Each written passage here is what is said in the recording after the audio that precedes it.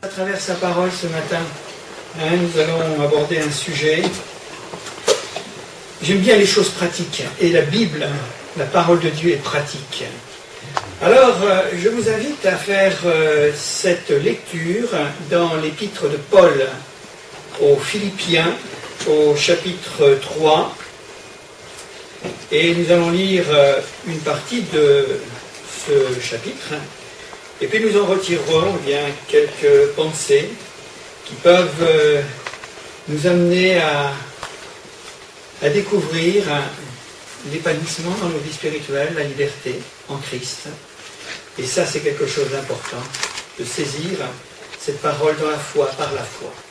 Donc, je rappelle, Philippiens, chapitre 3, au verset 1er, « Au reste, mes frères, réjouissez-vous dans le Seigneur. Je ne me lasse point de vous écrire les mêmes choses, et pour vous cela est salutaire. Prenez garde aux chiens, prenez garde aux mauvais ouvriers, prenez garde aux faux circoncis, car les circoncis, c'est nous qui rendons à Dieu notre culte par l'Esprit de Dieu, qui nous glorifions en Jésus-Christ et qui ne mettons point notre confiance en la chair. Mais moi aussi, cependant, j'aurais sujet de mettre ma confiance en la chair, c'est-à-dire dans la nature humaine. Si quelqu'un croit pouvoir se confier en la chair, je le puis bien davantage. Moi, circoncis le 8e jour de la race d'Israël, de la tribu de Benjamin, hébreu né d'hébreu, quant à la loi, pharisien quant au zèle, persécuteur de l'Église, irréprochable à l'égard de la justice de la loi. Mais ces choses qui étaient pour moi des gains, je les ai regardées comme des pertes à cause de Christ. Et même, je regarde toutes choses comme une perte à cause de l'excellence de la connaissance de Jésus-Christ mon Seigneur, pour lequel j'ai renoncé à tout. Je les regarde comme de la boue, afin de gagner Christ et d'être trouvé en lui, non avec ma justice, celle qui vient de la loi, mais avec celle qui s'obtient par la foi en Christ, la justice qui vient de Dieu par la foi. Ainsi, je connaîtrai Christ et la puissance de sa résurrection et la communion de ses souffrances, en devenant conforme à lui dans sa mort pour parvenir, si je puis, à la résurrection d'entre les morts. Ce n'est pas que j'ai déjà remporté le prix, ou que j'ai déjà atteint la perfection, mais je cours pour tâcher de le saisir. Puisque moi aussi, j'ai été saisi par Jésus-Christ. Frère, je ne pense pas l'avoir saisi.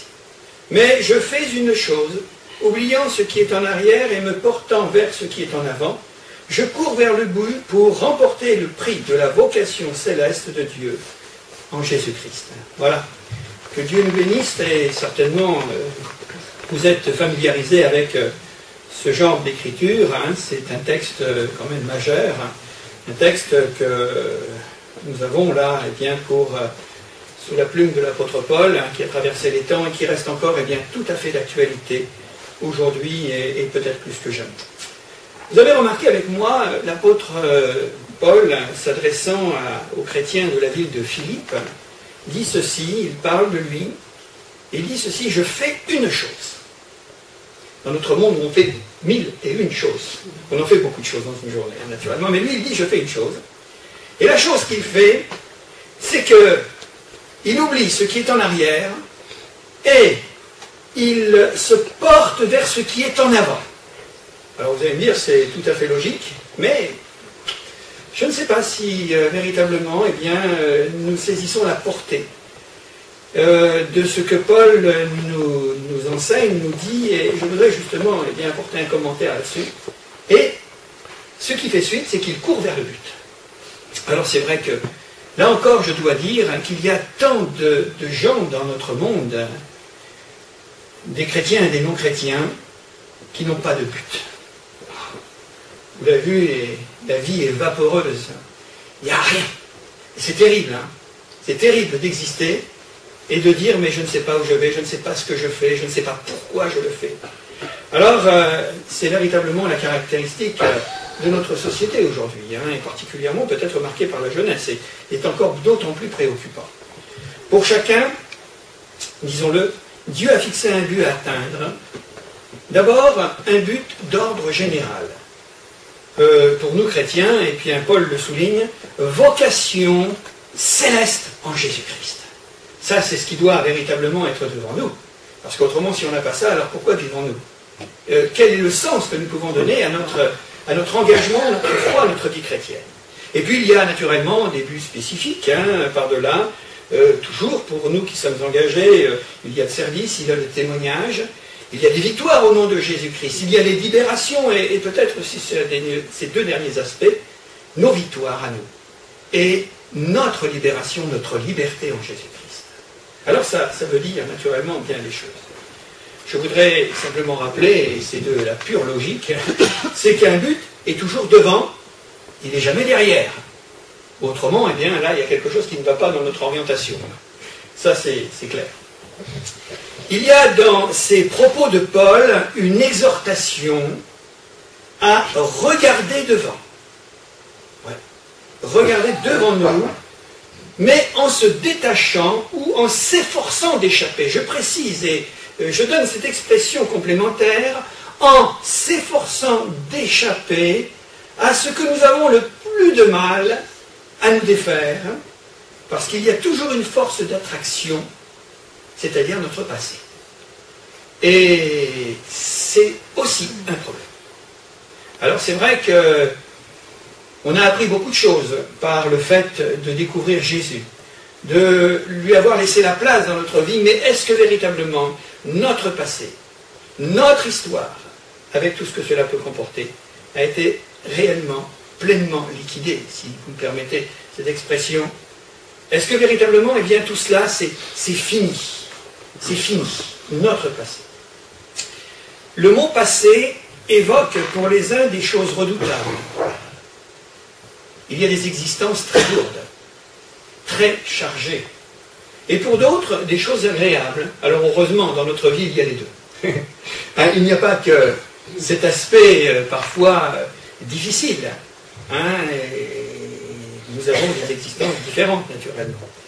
Alors, je dirais qu'il y a deux catégories. Il y a ceux qui sont ce que nous pourrions appeler les mutilés de la vie. Bien involontaires, mais ils sont mutilés par l'existence. Il y a les extropiés qui rejettent leur vécu, qui ne veulent plus en entendre parler, mais où il y a quelque chose de très dur à l'intérieur d'eux-mêmes. Quelque chose qui n'arrive pas à négocier, qui est des choses qui les dépassent en quelque sorte, et véritablement, eh bien, ils marchent en boitillant dans l'existence. On peut dire qu'ils sont extropiés, qu'ils sont invalides. Et puis d'un autre côté, il y a les nostalgiques, qui se bercent de souvenirs et qui ne vivent que dans le passé en disant « ben oui, mais c'était le bon temps, c'était la belle époque, quand j'étais jeune ». Et naturellement, il y a les deux, et puis bien sûr, bien d'autres choses. Souvent, eh bien, il faut bien le reconnaître, notre passé nous colle à la peau. Je prends une expression populaire et familière, mais il nous colle à la peau. Un passé invalidant, avec, que nous en soyons conscients ou non, un poids d'inertie. Parfois marqué par de fréquents états de dépression. Une paralysie morale, et qui plus est une paralysie spirituelle, où on sent que on voudrait bien aller plus loin, on aspire, mais on ne peut pas, parce qu'il y a tellement de choses derrière nous. Tellement de choses. Et ces choses sont tellement fortes que quelquefois, eh bien, elles nous projettent plusieurs fois par jour, eh bien, à regarder toujours derrière. Vous connaissez l'histoire de la femme de Lot. Et puis bien d'autres choses comme ça. Alors c'est vrai que nous avons besoin d'être aidés. Je dirais que la parole de Dieu nous est donnée pour que nous soyons aidés. Nous avons besoin de la grâce de Dieu, de la présence de Dieu, de l'amour de Dieu pour être aidés. L'Église a l'escalier parce qu'on est tous venus avec une histoire. Et puis quelle histoire pour certains. Quand on entend les témoignages, on se dit, mais Seigneur, tison arraché du feu, miracle. Miracle. Donc chacun a une histoire avec une infinité de souvenirs. Il y a les bons, il y a les mauvais. Nous accumulons et constituons de formidables musées. Vous ne trouvez pas? On en a des choses à raconter. Si on rentrait dans la vie des gens, on dirait, mais des musées d'antiquité, parce qu'il y a des choses qui remontent à bien, bien longtemps. Et c'est vrai que ça se fait un peu moins, mais Combien avons-nous d'albums photos chez nous? Et quelquefois, ils ne sont pas dans notre bibliothèque, hein, mais ils sont au fond de notre cœur, nos albums photos. Alors, les vestiges des temps d'hier qui encombrent notre présent et qui, très souvent, éteint toute perspective d'avenir, par le fait même qu'on s'y renferme. Moi, je ne sais pas comment vous êtes, mais on a naturellement des albums à la maison. Mais c'est rare quand on y met les yeux. Quelquefois, ça nous arrive. C'est les enfants, quand ils viennent à la maison, ils aiment bien se voir quand ils étaient petits. Alors, c'est toujours une partie de plaisir, parce que bon, il y a toujours des commentaires, etc., etc. Mais je veux dire qu'on n'y va pas souvent. C'est quelquefois parce qu'ils viennent et puis ils nous disent, tiens, bien, on va regarder, voilà, tout cela. Mais on ne vit pas dans cela. Hein. Vous savez, vous avez des maisons, un grenier, c'est bien. Et plus la maison est grande, plus le grenier est grand, vous savez comment ça se passe. Mais dans le grenier, c'est pas là où on vit. Il y a quand même des pièces principales qui sont certainement plus agréables que dans le grenier. Hein. Parce que le passé peut devenir une prison. Et nous le constatons dans la vie des enfants de Dieu, de mes frères et de mes sœurs. On s'aperçoit que c'est une prison. Jésus nous donne un conseil du savoir bien vivre. Parole que vous connaissez, que vous pourriez restituer comme ça, tout simplement. Il dit, mais ne vous inquiétez de rien.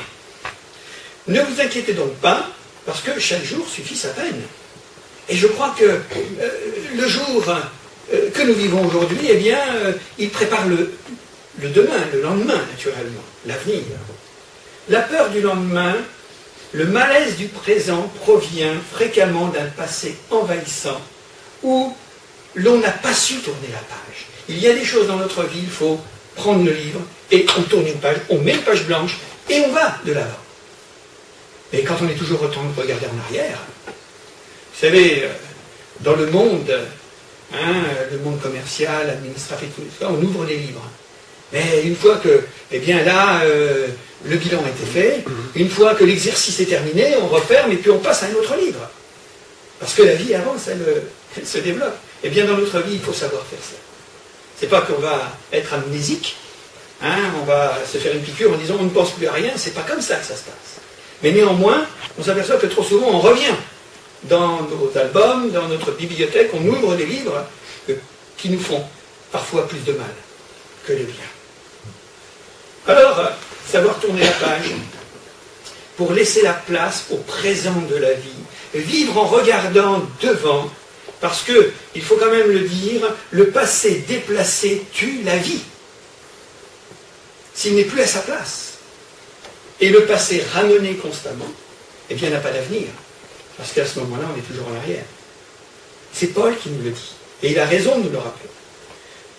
Le même apôtre nous apprend à acquérir cette discipline de l'esprit, qui consiste à faire le tri dans tous ces encombrements, dans ces surcharges, à raffermir notre volonté en raison de l'envahissement de nos sentiments et à maîtriser notre pensée. Et quelquefois, il faut savoir se défendre. Il faut savoir dire non. Je dis non à ceci, je ne veux plus revenir en arrière. Parce que ça me rend malade, parce que ça me fait du mal. Et quelquefois, on a des moments de faiblesse, inattendus, qui surviennent.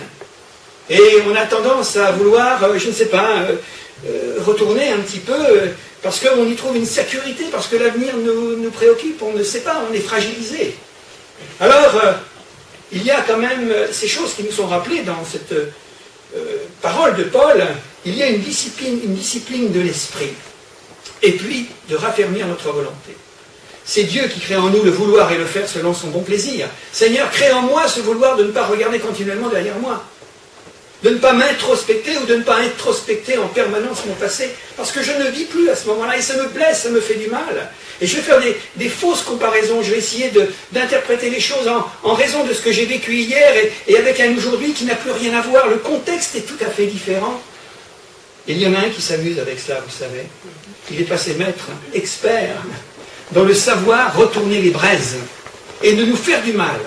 Alors moi je dis non, je veux dire non, autant que je puisse le désirer, et j'en suis conscient de devoir me maîtriser et de devoir demander à Dieu, eh bien, aide-moi dans ma volonté. Vous savez, nous sommes très faibles dans notre volonté, n'est-ce pas? Mais on est beaucoup plus faibles qu'on le pense. Et on se bat tous contre quelque chose. même ceux qui n'en donnent pas l'apparence. Pour certains, passé est souvent synonyme de passif. On l'a dit déjà. Rares sont ceux qui ont été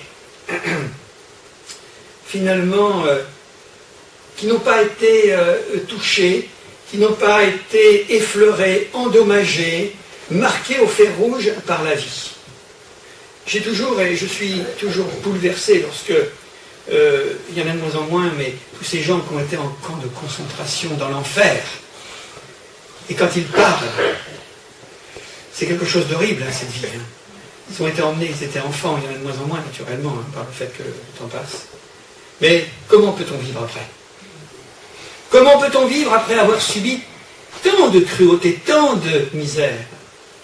Mais ce sont des cas extrêmes. Mais dans nos vies, il y a aussi de grandes blessures. Il y a des enfants qui ont vécu l'enfer. Il y a des enfants qui ont vécu des violences, du rejet d'amour, hein. Et puis toutes sortes de choses. Comment peut-on guérir de cela? Comment ne pas emmener ça toute notre vie? Et jusqu'à la fin. Et quelquefois, nous avons constaté que ces blessures de l'enfance, on les retrouvait justement peut-être jusque sur le lit de mort. Moi, j'ai accompagné des gens jusqu'au dernier moment où ils revenaient en enfance, enfin, ils revenaient sur leur enfance, dont ils se souviennent beaucoup, hein, parce que ça, la mémoire, elle est très fraîche, hein, de ce côté-là.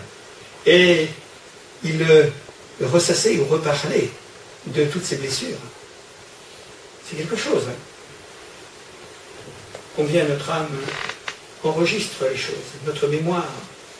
Alors, c'est vrai que le passé est quelque chose de douloureux lorsqu'il impose le retour constant de souvenirs d'échecs, de faillites, de chutes, d'erreurs, d'occasions manquées, de violence, de rejet, d'avoir été mal aimé, de traumatisme.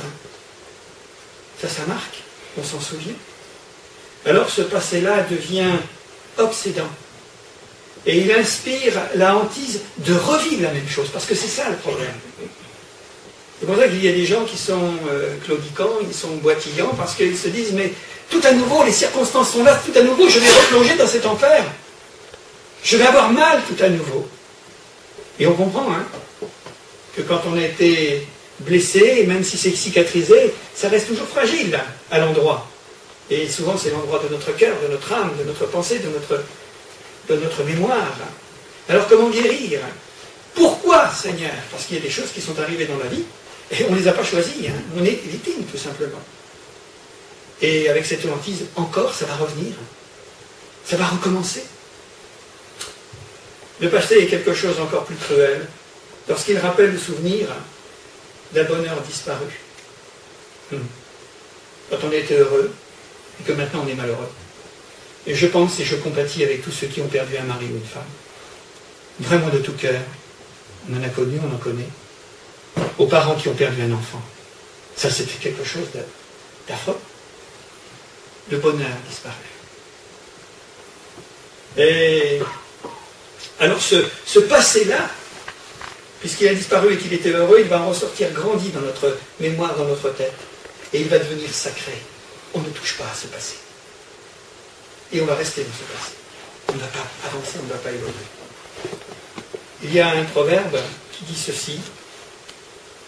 Il n'est pire douleur que le souvenir du bonheur au temps de l'infortune. Je le rappelle. Il n'est pire douleur que le souvenir du bonheur au temps de l'infortune. Ça fait mal. Il y a le souvenir de la souffrance, mais il y a le souvenir du bonheur aussi. Quand le bonheur n'est plus là. Les faits d'hier prennent à ce moment-là dans la mémoire une place exagérée que nous cultivons, que nous entretenons, parce que c'est tout ce qui nous reste. Souvenir alors malsain, voire même dangereux. Le présent se trouve absorbé par de pieuses vénérations des anniversaires quasi religieux. La Bible n'énonce comme déraisonnable cette conception. Alors écoutons ce qu'elle nous dit, la Bible. Elle nous dit, ne dis pas, d'où vient que les jours passés étaient meilleurs que ceux-ci, ce n'est pas par sagesse que tu demandes cela. Mes frères et sœurs, on regarde devant nous. Le passé, il est ce qu'il est. Aujourd'hui, c'est le présent. Nous sommes, eh bien là, il est 11h et quelques. Nous vivons ce que nous avons à vivre. Et l'avenir appartient au Seigneur et je veux le regarder avec des yeux qui espèrent en Dieu, des yeux qui comptent sur la grâce de Dieu. Parce qu'autrement, je ne vis plus. Je ne peux pas vivre. Regardez, le calendrier, notre calendrier que nous avons à multiples exemplaires chez nous. Le monde vit au rythme des commémorations. C'est vrai qu'il n'y a pas un jour où il n'y a pas quelque chose. Hein. Petite ou grande commémoration, évocation, célébration qui inspire toujours la mort, d'une manière ou d'une autre. Il y a toujours eu du sang quelque part dans ces commémorations. Si je vous dis le 11 novembre, si je vous dis le 1er novembre, si je vous dis le 14 juillet, si je vous dis ceci et cela, il y a toujours quelque chose. Il y a Pâques, où là, le sang est rédempteur. Mais tout le reste, vous pouvez être sûr que... Et cela en prend des allures de pernicieuse persécution morale. Je le dis et je le répète, hein, l'adversaire, notre adversaire est passé maître dans l'art de retourner finalement le chagrin et la douleur des gens. Avons-nous parfois les mêmes réflexes, dans certains cas, en tant qu'enfant de Dieu? Parce que le passé qui est caressé, en tous sens, c'est une forme de refus d'affronter la réalité du présent. Je me réfugie, je retourne en arrière, je regarde en arrière. La pauvre Madame Lot, elle avait perdu sa maison, elle avait perdu ses jambes, elle avait perdu ses richesses, elle avait perdu tout ce qu'elle était auparavant. Ben oui, mais c'était un nouveau monde qui se commençait pour elle. Et Dieu veut nous faire rentrer toujours, tous les jours dans un monde nouveau. C'est son monde à lui. C'est pas le monde de l'arrière, c'est pas le monde de ceci et cela. C'est un refus de marcher en avant avec Dieu. On a parlé d'Enoch il y a quelque temps. Eh bien, il marchait avec Dieu. Ouais. Et quand il marchait avec Dieu, c'est que Dieu était devant lui. Et puis, je pense à Bartimée quand il a retrouvé les yeux, ses yeux, sa vue. Il nous a dit qu'il marchait dans le chemin en suivant Jésus. Il marchait et il regardait devant. Donc, c'est un refus de cette marche en avant. C'est un refus de nous livrer à l'aventure de la foi. Parce que c'est un acte de foi à chaque fois. De dire, eh bien Seigneur, je ne sais pas où je vais, mais je sais que là où tu me conduis, où tu me mènes, eh bien, c'est bien et ça sera bien, c'est formidable, Seigneur. Et je veux m'en réjouir. Que de fois sommes-nous tristes de regarder devant nous. La vie n'est pas facile, c'est vrai. Mais nous appréhendons, nous disons, mais qu'est-ce qui va m'arriver? Mais on ne devrait pas se poser cette question. Je me la pose. Mais on ne devrait pas se poser cette question, puisque le Seigneur a prévu le meilleur. Ne nous le dit pas, ne nous le dit-il pas tous les jours? Et nous le savons tout cela. L'aventure de la foi. C'est-à-dire que c'est la confiance dans ce qu'on ne voit pas encore. Et parce que je ne vois pas encore, je dois faire confiance au Seigneur. Parce que lui le voit déjà. Et quelquefois il nous dit, mais laisse-toi faire, laisse-toi porter. Abandonne tout ce qui est derrière. Tu ne peux pas passer par cette porte nouvelle parce que tu es tellement encombré. Vous connaissez l'histoire, quand il nous est dit que, pour la richesse, hein, c'est un cas particulier, c'est anecdotique, mais quand il nous est dit que, oh, combien les riches ne pourront pas rentrer dans le royaume de Dieu parce que c'est plus facile à un chameau de rentrer par le trou d'une aiguille. Ça veut dire ce que ça veut dire, hein. Vous savez, c'est pas l'aiguille de la couturière, hein, c'est l'aiguille de la petite porte, là, comme ça, ça s'appelle une aiguille. Alors il faut se défaire, il faut laisser derrière nous notre passé, notre histoire, il faut se courber, il faut s'humilier, il faut devenir modeste, et à ce moment-là, on passe et on découvre un monde nouveau. Quelque chose de neuf. Vous avez envie de neuf dans votre vie, ou vous voulez du vieux? Oh, vous n'êtes pas obligé de me répondre tout de suite, mais quand même. Moi, j'ai envie de neuf. D'ailleurs, je vais y arriver vers du neuf, là, maintenant. Vous savez, vous connaissez ma petite histoire. Hein.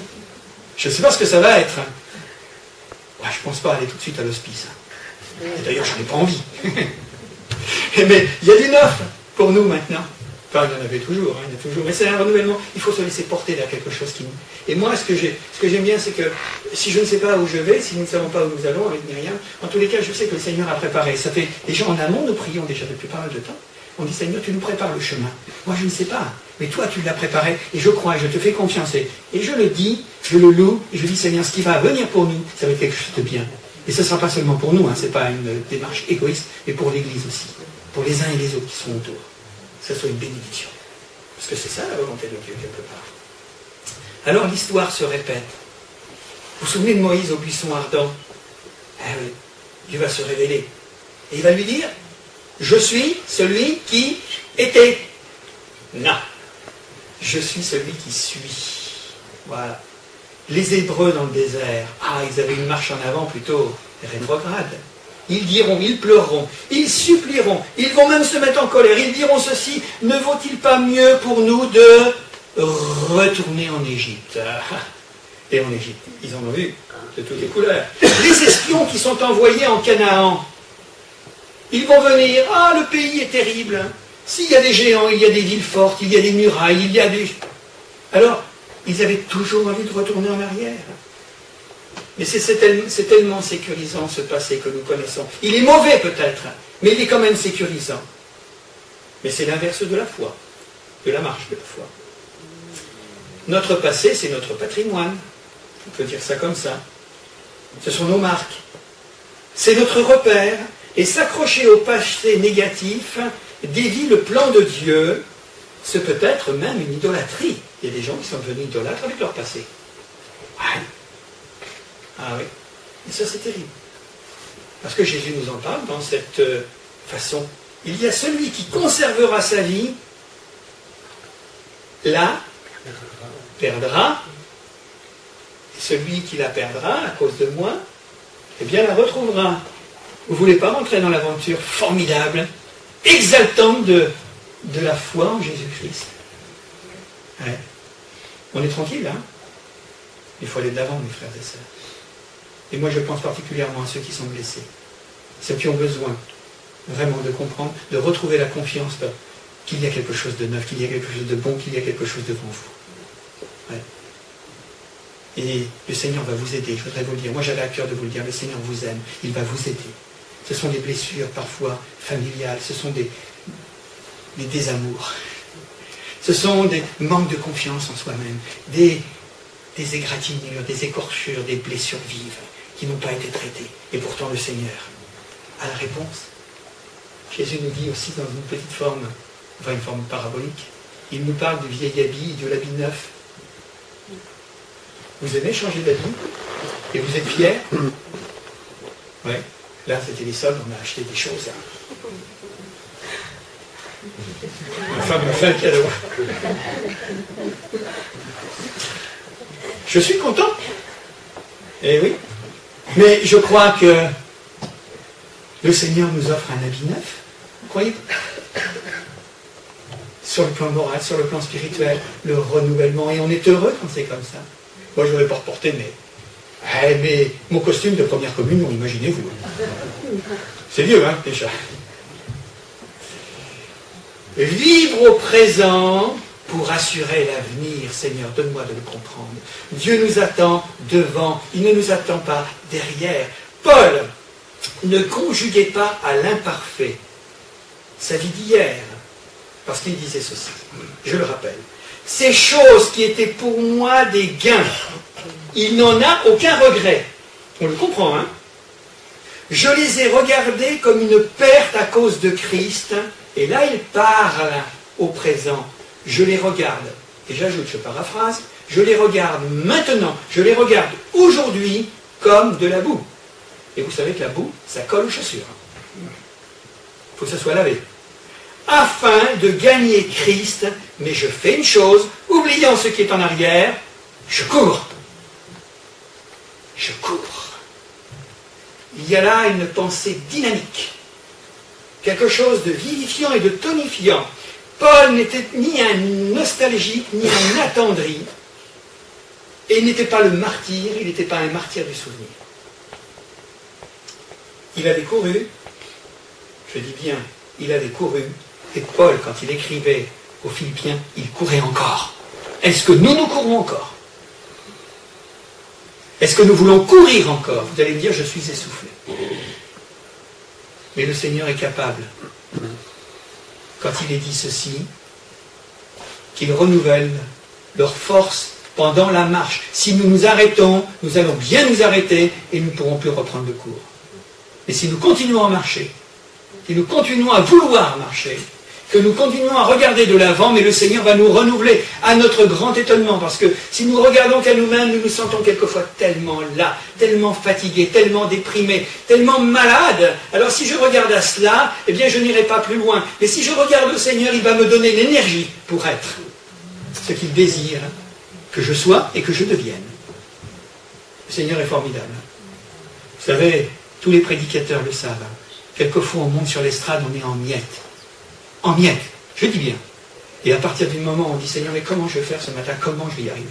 Et qu'à partir du moment, on est là, on est à notre place, le Seigneur a mis quelque chose sur notre cœur, même si on ne le ressent pas très très fortement, à partir du moment où on ouvre la bouche, le Saint-Esprit est là, et puis, non seulement la parole que nous donnons, qui va être donnée fait du bien à ceux qui vont l'entendre, mais on se fait du bien, on se guérit soi-même.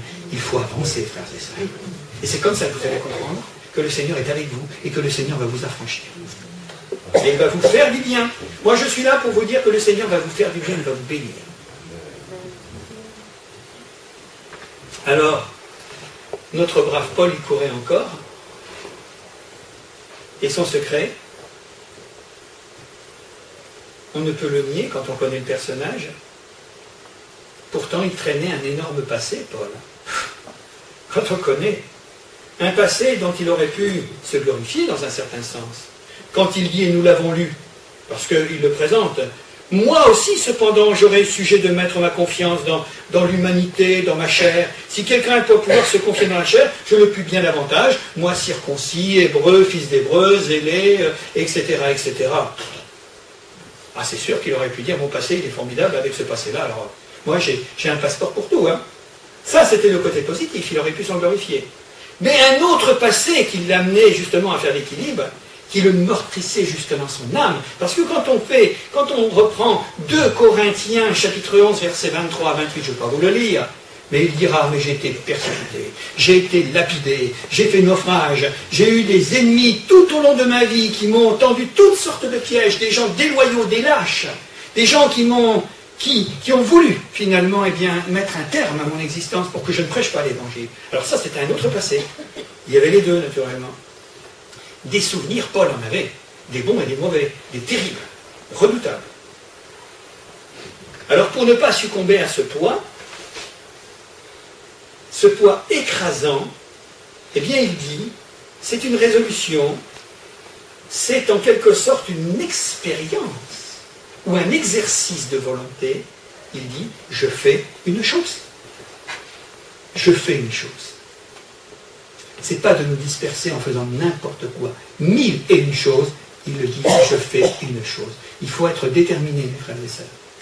Parce que si nous nous perdons, si nous nous dispersons, si nous nous évaporons, il ne restera rien. On commencera tout et on ne finira jamais rien.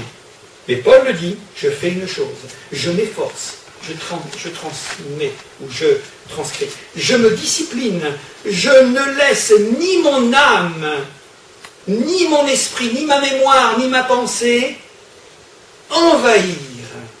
Je me défends de me laisser encombrer. D'ailleurs, il écrira dans 2 Corinthiens, je ne me laisserai asservir par quoi que ce soit. Seigneur, aide-nous à être conscients de ce que Paul nous dit, et puis de pouvoir le vivre. Paul veut rester d'autant plus libre qu'il se sent au service d'un autre. Ce n'est pas pour sa vie, c'est le service du Maître, service de Dieu, service de celui qui l'a appelé. Et n'a-t-il pas donné cette image? Il naît de soldats qui s'embarrassent des affaires de la vie. Des affaires de la vie du passé, comme de beaucoup de choses. Parce que vous savez, un soldat, tout soldat, laisse derrière lui sa vie. Il laisse ses biens et il laisse ses affections. S'encombrer de beaucoup de choses de la vie civile, pour lui, c'est peut-être signer son arrêt de mort. Hein. Vous avez vu un soldat, quand il est sur le champ de bataille, il a son équipement militaire, mais il n'a pas ses albums photos, il n'a pas, je ne sais pas moi, son portable, et puis son ordinateur, etc. Parce que là, il va être en ligne de mire. Hein. Mais non, il a juste ce qu'il faut. Oubliant ce qui est en arrière, oublier. Oublier, c'est difficile. Pas évident, hein, mais c'est possible, seulement par la grâce de Dieu. Voilà, une question, un raisonnement pratique. Nous sommes et nous arriverons et nous parviendrons que par la grâce de Dieu, c'est pas par vos propres efforts.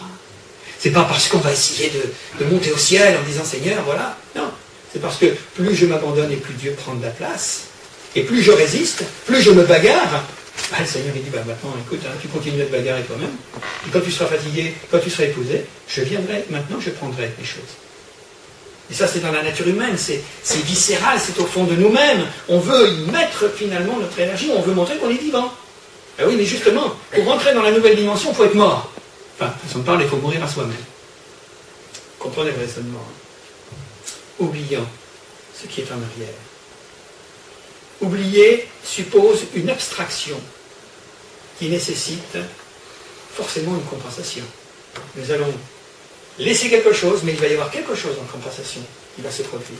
Pour échapper à l'étreinte délétère des mauvais souvenirs, des blessures, il faut que le présent soit un présent actif, pas passif. Actif, je dis bien.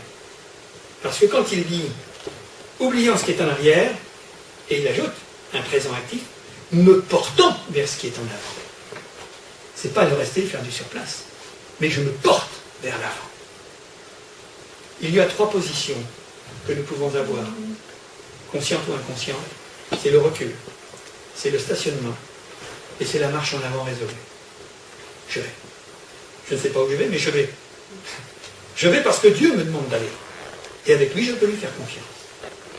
L'apôtre suppose l'engagement de notre foi autant que notre volonté. Nous avons besoin d'être régénérés par le Saint-Esprit dans notre foi et dans notre volonté. La volonté est quelque chose de très important pour nous. Pour nous, pour tous les hommes, mais pour nous. Sinon, la passivité va neutraliser l'action de Dieu. Je me porte vers ce qui est en avant. Voilà un choix de direction, d'orientation devant. Alors, la piste qui mène dans cette direction, qui mène au but, est fléchée avec cette inscription. Ouais, elle est fléchée, c'est clair dans la Bible. Hein. Et vous savez ce qui est marqué sur cette inscription pour nous montrer où est le devant, où est l'avenir? C'est dans Ecclésiaste, au chapitre 7, il nous est dit ceci. Mieux vaut la fin d'une chose que son commencement. Vous êtes d'accord? Vraiment d'accord? Ouais? Ça va? Vous sautez de joie pour... Ouais. Eh oui, mais le problème, c'est qu'on ne sait pas ce qui va se passer devant. Et pourtant, le Seigneur nous dit, mais la fin d'une chose vaut mieux que son commencement. Alors c'est vrai que quand on raisonne naturellement avec notre logique d'homme, on se dit, mais le commencement, c'était la jeunesse, c'était la beauté, c'était l'enfance, c'était ceci et cela, on avait la force, on avait tout ce qui était... Et puis la fin d'une chose, mais c'est la mort. Eh bien oui, mais avec Dieu, c'est le contraire. C'est parce que plus je vais vers la fin, plus ce qui est extérieur diminue et va disparaître, et plus ce qui est intérieur va grandir et va aller en maturité, va se développer. On est tellement influencé par le contexte de notre monde, de tout ce qui est autour de nous, c'est vrai. Il y a quelque chose d'important dans 2 Corinthiens, chapitre 5 et verset 17. Si quelqu'un est en Christ, il est une nouvelle créature. Et puis, les choses anciennes sont passées, et voici, toutes choses sont devenues nouvelles. Alors pourquoi sont-elles devenues nouvelles, tellement nouvelles, magnifiques, rayonnantes, extraordinaires lorsque nous nous sommes convertis, et qu'après 10 ans, 20 ans, 30 ans, 40 ans de conversion, on est fatigué. Et on va vers le but. Et on va bientôt toucher au but. Les choses anciennes, les choses sont devenues nouvelles. Mais il y a un principe vital sur lequel j'aimerais terminer, je vais bientôt finir. Un principe vital qui est rappelé, c'est le renouvellement. Si nous ne sommes pas renouvelés, eh bien nous allons vivre dans le passé. Nous allons mourir sur pied. Nous allons avoir une vie médiocre, une vie rétrécie. Parce qu'il faut qu'il y ait ce phénomène de renouvellement permanent dans notre existence. Imaginez-vous si vous n'avez pas mangé depuis 3-4 mois. Un peu creux, hein? Eh oui, mais on mange tous les jours, parce que notre être physique a besoin de nous substanter. Nous avons besoin de la nourriture, parce qu'autrement, on ne va pas tenir le coup. Hein. Eh bien, spirituellement, moralement, c'est la même chose. Le principe du renouvellement, le principe de la régénération, ce sont des mots qui vous disent quelque chose. Le principe de la résurrection, c'est ça, hein, en quelque sorte. C'est dit, c'est décliné de différentes façons. C'est toujours Paul qui nous en parle, Éphésiens chapitre 4, verset 23, il dit « Nous vous engageons à être renouvelés dans l'esprit de votre intelligence, notre moi profond, notre entendement spirituel. » C'est une nécessité, c'est-à-dire, d'abord dans notre tête, hein, de nos pensées captives, ou de nos pensées qui nous captivent et qui nous ramènent toujours vers l'arrière. Notre cœur, c'est le siège du sentiment. Nous avons besoin d'être renouvelés dans nos sentiments. Et de fermer enfin nos albums photos, parce que bon, ça va. Et nous avons besoin de tourner, finalement, les pages de cet album dont je parle, sur les chemins, sur les choses anciennes, sans oublier qu'en Christ, toutes choses sont devenues nouvelles. C'est des nouvelles pages, c'est une nouvelle page que le Seigneur veut écrire avec nous. Le Saint-Esprit, la communion avec Dieu, la foi active sont source de renouvellement et de renouvellement puissant. Je dis bien puissant, parce que le Saint-Esprit est là. Parce que la parole éclairée par le Saint-Esprit est une puissance. Ce n'est pas la lettre, c'est la vie de l'Esprit. Le mal-être que produit notre passé négatif et qui emprisonne le présent trouve sa solution dans notre façon de comprendre qui est Dieu. Qui est Dieu? Dieu est éternel. Il est intemporel. Dieu est l'éternel présent. Je suis celui qui suis, nous l'avons dit tout à l'heure. Dieu était le Dieu de notre passé, il nous est cher, parce qu'il était là, dans nos histoires et dans notre passé, dans nos souffrances, dans nos joies. Il était le Dieu de notre passé. Et il sera le Dieu de notre avenir. Mais il est avant tout le Dieu de notre aujourd'hui. Et qui prépare nos lendemains. Il est le Dieu de notre aujourd'hui. Et il peut dire, et il peut nous l'affirmer, nous en convaincre, je suis celui qui suis. Et nous pourrons le toucher que dans l'instant. Les expériences, c'est bien. Ce que j'ai vécu, c'est bien. Enfin, je dis pour moi. Les bonnes et les moins bonnes. Les moins bonnes, je vais en garder un bon souvenir parce que le Seigneur a été là pour m'en délivrer, me consoler, me guérir. Mais aujourd'hui, je ne peux que toucher le Seigneur, façon de parler, toucher naturellement, c'est une vue de l'esprit, mais je ne peux que le toucher dans l'instant, c'est-à-dire maintenant. Ce que nous vivons actuellement, vous vous rendez compte? Là, nous sommes ensemble, hein, nous allons partager cette table de commémoration, nous entendrons sa parole, et c'est maintenant, Seigneur. C'est maintenant que tu es là. C'est maintenant que je veux vivre quelque chose. C'est pas demain, je ne vais pas dire demain, je te rencontrerai, je ferai ceci, cela. C'est maintenant. Alors, quelques applications pratiques avant de clore, de tourner la page, oubliant ce qui est en arrière.